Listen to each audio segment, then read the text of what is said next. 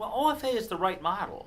I guess that's a sign that the Obama people actually have a plan, because they have a model which involves people who know each other, people who have learned who to trust and who not to trust, and shared decision making. We haven't actually seen them do anything yet. I mean, the 2008 campaign was okay, but it wasn't. At least my experience with it was not technically brilliant.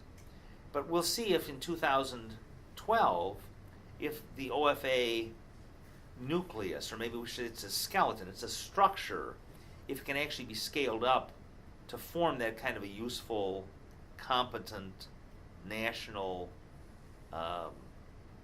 bureaucracy. I hadn't really thought about it, but that's actually a good point. It's almost certain that the people who have assembled OFA understand the problem that I've just described here. That you throw together an organization, and if you throw it together quickly, nobody trusts anybody. It's a weed, right? You can throw it up, it looks like a plant, but it doesn't really move water around efficiently. It doesn't really use sunlight. It doesn't really handle nutrients well. And it doesn't stand up to predators well. It just, it fills space, but it's crappy. And instead they've built something that is more like a woody plant. It's more like an efficient organization built, more slowly and more carefully. So we'll see if, when push comes to shove, if they're actually able to make rational decisions, or if it ends up being as crummy as everybody else's has been.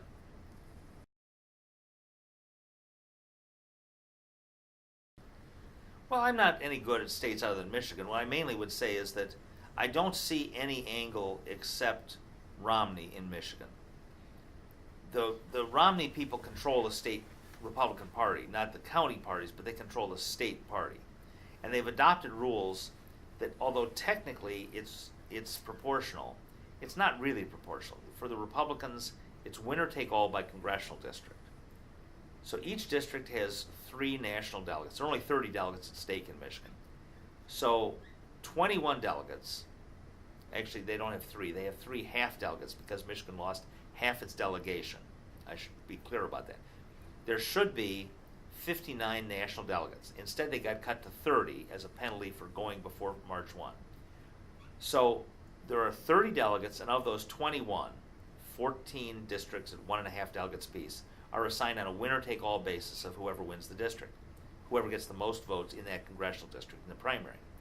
Almost certainly that'll be Romney in every district. So Romney will pick up 21 of the 30 delegates available, and then the remaining 9 will be distributed on a proportional basis to any candidate who receives more than 15% of the statewide vote.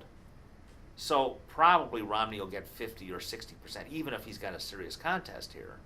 And if that's true, he'll get 21 from the districts, and he'll get 5 or 6 more at least from the at-large delegates. So he'll have 25 or 26 or 27 seats out of 30. So everybody else is squabbling over 4 delegates. So in the end, they probably won't even squabble over. In the end, they'll pull the plug because they'll decide they're too hard up, and they'll go fly off to, I don't know who, Missouri, Kansas, California, Oregon, Maine. I don't know who's voting that, Super Tuesday.